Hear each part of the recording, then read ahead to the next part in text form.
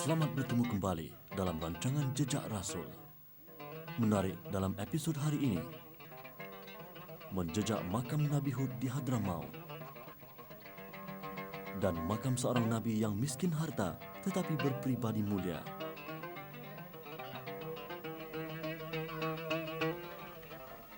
Kubur ini panjangnya 25 meter. Kubur siapakah ini? Jawapannya dalam Jejak Rasul.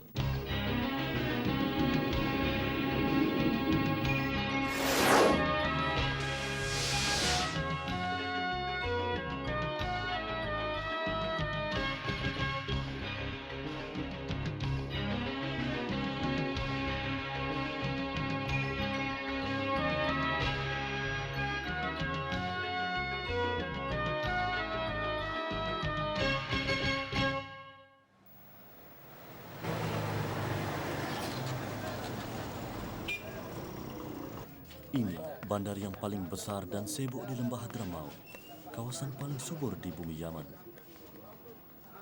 Seyun yang terletak di timur Yaman turut digelar bandar dengan jutaan pohon palma. Sebagian besar penduduknya yang berjumlah 30,000 orang bercocok tanam dan berternak sebagai punca rezeki utama. Pasar Seyun sentiasa sibuk dengan orang ramai yang berjual beli.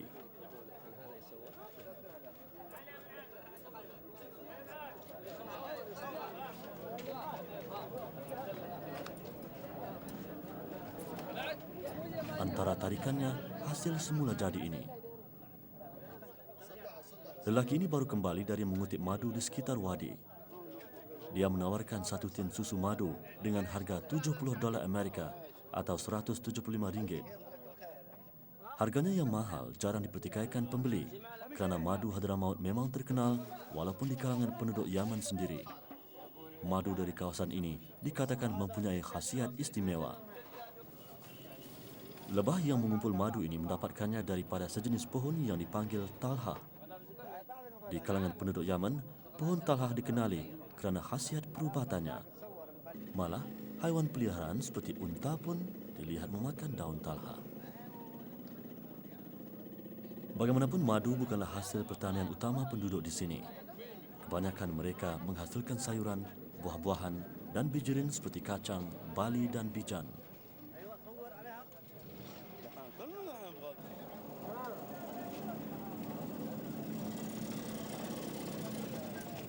Museum yang terletak di tengah bandar Seyun ini satu ketika dahulu ialah istana seorang sultan yang memerintah Hadramaut.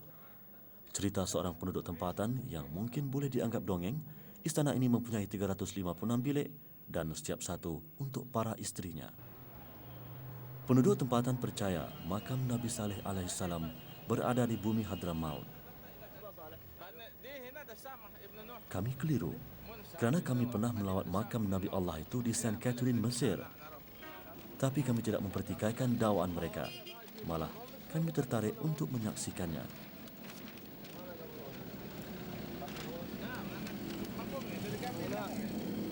Ramai yang ingin membantu kami. Tapi tidak seorang pun yang pasti lokasi sebenar makam pesuruh Allah itu.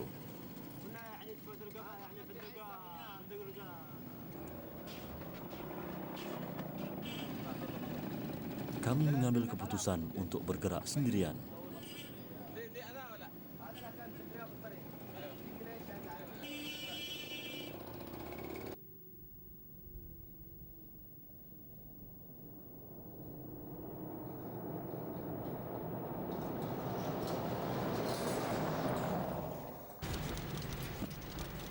Perjalanan diarahkan ke barat Seyun. Di zaman dahulu, kawasan ini bukan asing kerana ia sering direntasi oleh pengembara yang bergerak dari timur ke utara Yaman. Di timur ialah negara Oman, sementara Arab Saudi di sebelah utara Yaman.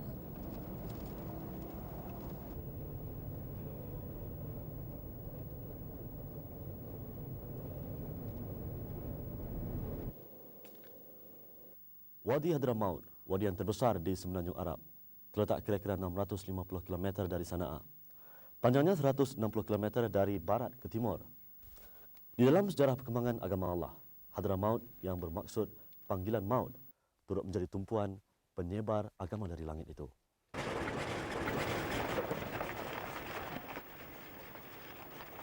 Kami tertanya-tanya bagaimana makam seorang nabi boleh dilihat di beberapa lokasi. Namun adat pengembara, mereka sekadar mendengar kepercayaan tempatan dan bertanya apabila perlu. Assalamualaikum. Wain qabr Nabi Saleh? Fin qabr Nabi Saleh? Gudam. Syukran.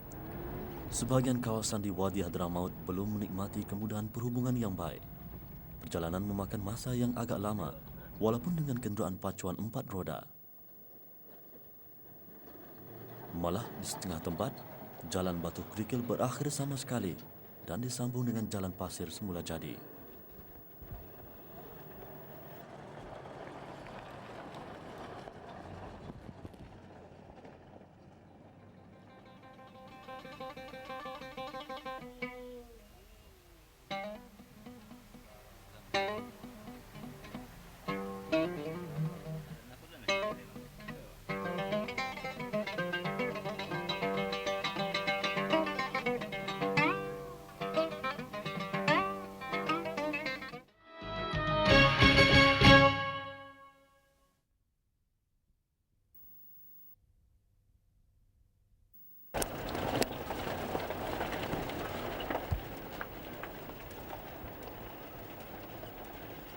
Setelah 4 jam perjalanan, kami tiba di sebuah perkampungan kecil di kawasan yang dipanggil Asnab.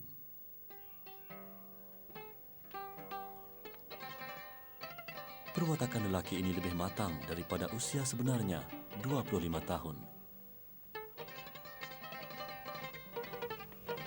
Omar Amir ialah seorang petani yang tinggal di kampung Wadi Sar, tidak berapa jauh dari sini. Seperti penduduk lain, Omar sering menziarahi makam Nabi Saleh dan bersembahyang di masjid berhampiran. Dia membawa kami ke makam Nabi Allah itu.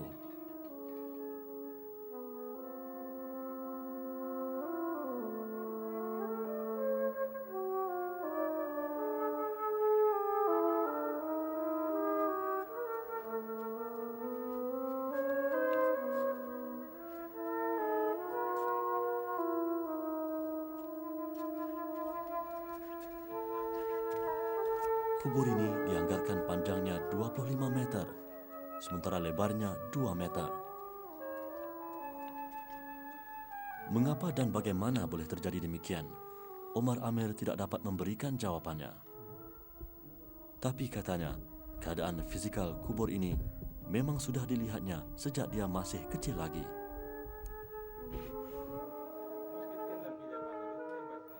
Nabi Saleh diutus pada kaum Samud yang dipercayai mendiami satu kawasan dataran atau negeri yang dipanggil Hijr. Hijr terletak di antara Hijaz, sekarang Arab Saudi, dan Syam atau Syria. Walaupun miskin harta, Nabi Saleh berpribadi mulia. Ada riwayat mengatakan baginda sering mengasihkan diri untuk merenung dan berfikir mengenai ciptaan yang maha agung. نعرف عن هذا المكان أنه قبر النبي صالح عليه الصلاة والسلام، ونعرف عنه من قبل أجدادنا وأجداد أجدادنا. Dia kata setakat yang dia tahu inilah dia kubur Nabi Allah Saleh alaihi wasallam. Yang dia tahu dan diceritakan oleh ayah dia, datuk nenek moyang dia daripada dulu sampai ke sekarang. ويتعود كثيرا من الزوار من جميع أنحاء البلاد. وفي ذلك الوقت لقد توافرت بكثرة عددا من الزوار. Dia kata dan diziarahi atau dikunjungi oleh ramai orang daripada Yaman lah, datang berziarah dan berkunjung sepanjang masa setiap masa lah. Setakat yang dia tahu, inilah dia kubur Nabi Sallallahu Alaihi Wasallam yang dikunjungi dan diziarahi oleh mereka semua di sini. Kenapa bumbung ni tak selalu berbumbung, yang tak bumbung? لماذا يعني بناؤه غير مسقف، يعني ما في سقف؟ بناؤه غير مسقف بكون أن هذه الجهة عندما يسقفوها تنزل مباشرة بعد حوالي كم شهور أو عام. عندما يسقفوها تنزل. Dia kata tak boleh lekat atap. kawasan ini tak boleh ditutup dengan atap. Apabila dia beri atap je, atap tu akan roboh dalam masa beberapa bulan ataupun setahun. Dia tak boleh kekal atap di kawasan ini. Itu makna perkara yang luar biasa. Ya. Nabi Saleh sering memikirkan pencipta alam semesta dan mengapa manusia diutus ke atas muka bumi ini.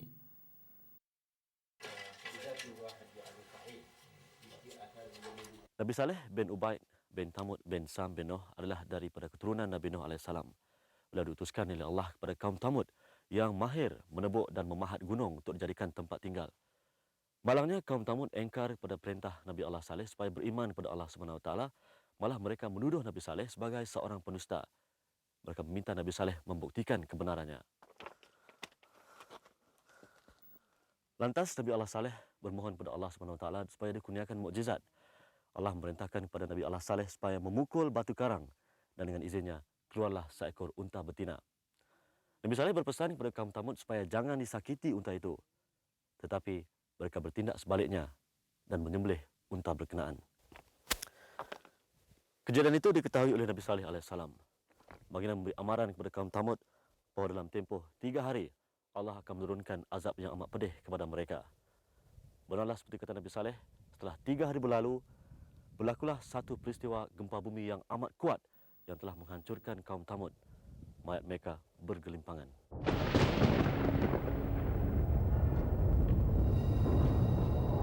Allah berfirman dalam surah Al-A'raf ayat 78, mafhumnya, kerana itu mereka ditimpa gempa, maka jadilah mereka mayat-mayat yang bergelimpangan di tempat tinggal mereka. Ada sebuah masjid kecil yang terletak kira-kira 20 meter dari makam Nabi Saleh. Air yang digunakan untuk mengambil wuduk sejuk menusuk tulang. Hanya segelintir kaum Samud yang menyahut seruan Nabi Allah Saleh. Mereka sujud kepada Allah Subhanahu Wa Taala.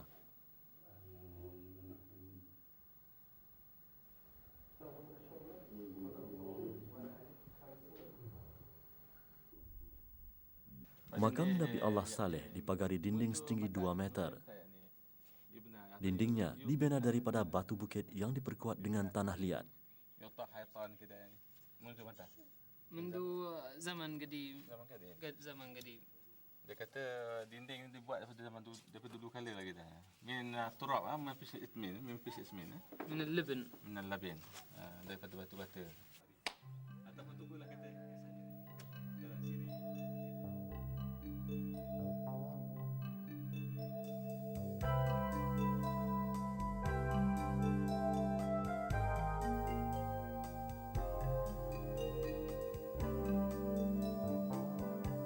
Kami meneruskan kembara kami keesokan harinya.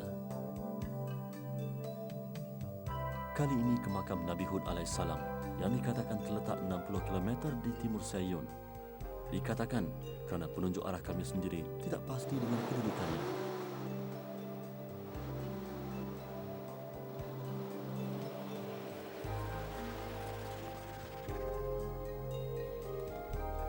Kami melalui kawasan wadi yang ditumbuhi pohon-pohon talha yang kecil dan berduri.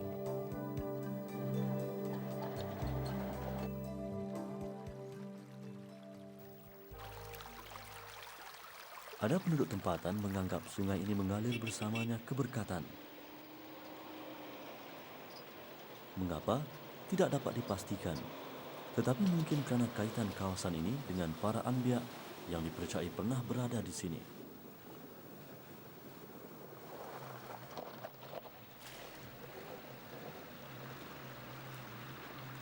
Begitu tingginya penghormatan anak watan kepada sungai yang menyuburi perkampungan mereka.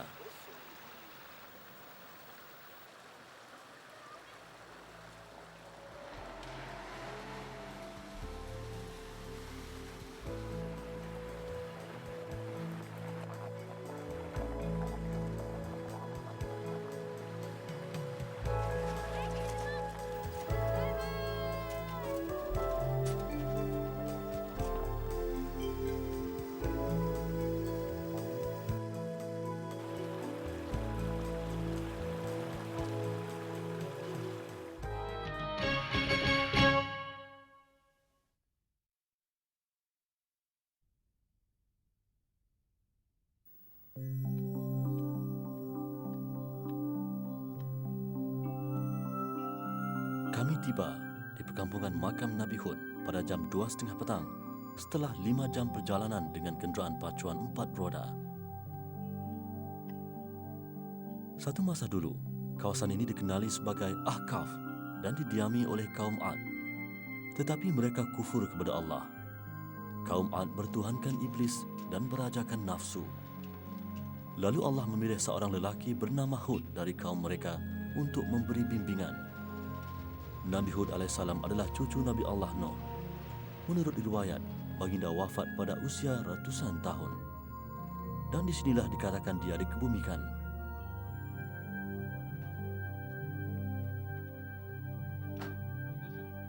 Kawasan ini subur, tanaman menjadi, ternakan berkembang biak.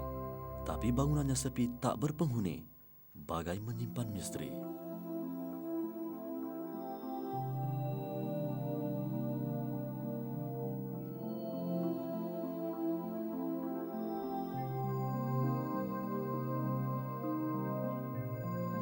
Perhatian kami turut tertumpu kepada batu yang tergantung ini.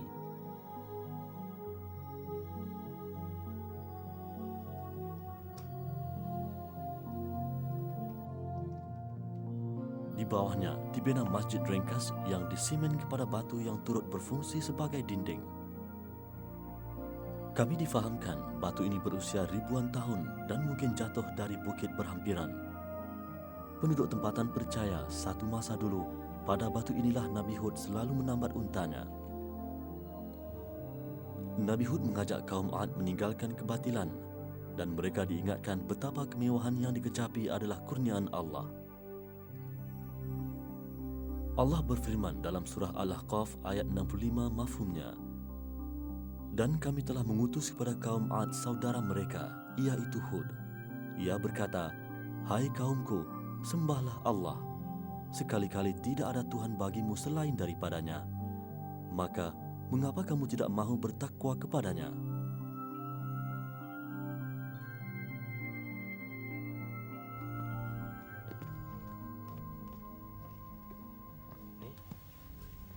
Yang anda lihat ni ialah tapak kaki Nabi Hud.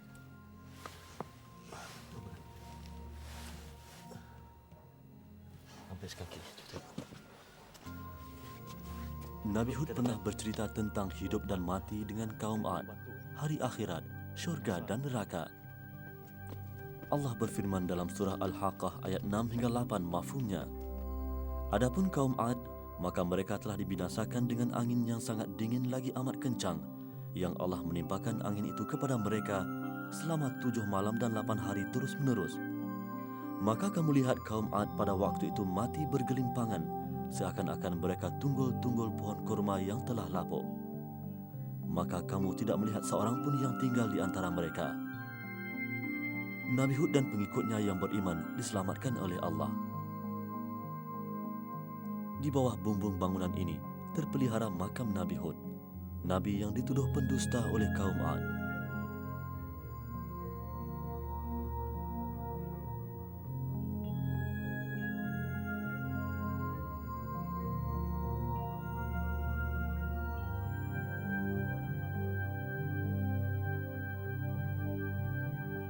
Hari ini, makam Nabi Hud dikunjungi umat Islam dari seluruh Yaman. Mungkin kami pengunjung yang pertama dari Malaysia.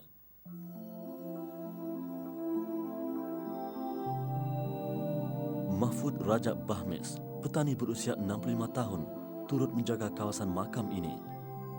Menurutnya, kawasan sepi ini akan bertukar wajah setiap kali tibanya bulan Syaban.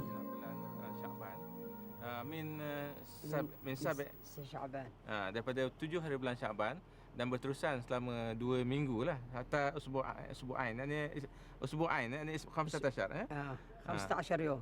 Selama 15 hari, iaitu bermula daripada bulan Syaban 7 hari bulan memanjang sehingga 15 hari kemudian. Kemudian ana uridu an a'raf siwaya an hadzal asar. الآثار هذه يقول ده حقة النبي. Saya tanya tadi. وهذا مكان الخبر. Saya tanya tadi, saya nak tahu sikit tentang kesan ini dan dia kata inilah kesan Nabi. iaitu Nabi Allah SAW. Dan ini kata tempat dia, tempat sesiapa yang nak bersembahyang mengambil Menurut berkat Mahfud, dan sebagainya. sejak kedatangan Islam, beberapa ulama turut menziarahi makam ini.